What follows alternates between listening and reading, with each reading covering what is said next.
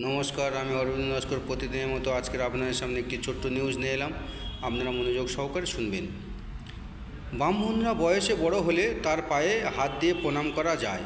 ব্রাহ্মণরা বয়সে বড় হলে তার পায়ে হাত দিয়ে প্রণাম করা যায়, কিন্তু বয়সে ছোট হলে তার পায়ে হাত দিয়ে প্রণাম করা উচিত নয়।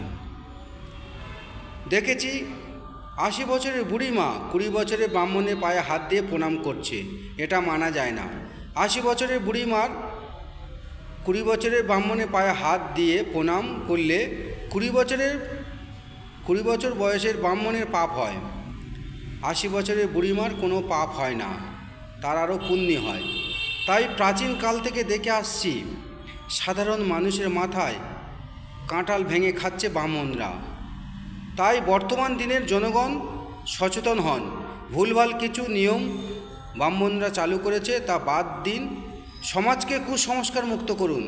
তাই হিন্দু সমাজের সমস্ত মানুষজনকে বলবো, বা সনাতনী ধর্মের সমস্ত মানুষজনকে বলবো, ব্রাহ্মণরা যে সমস্ত কুসংস্কার সমাজে প্রচলিত করেছে এসছে বা চালু করে এসছে, সেই কুসংস্কারগুলো আমাদের দূর করতে হবে বা মুক্ত করতে হবে। তবেই হিন্দু সমাজ বা সনাতনী সমাজ সঠিকভাবে গঠন করা যাবে। তো এখন আসছি। জয় হিন্দুস্তান, জয় ভারত।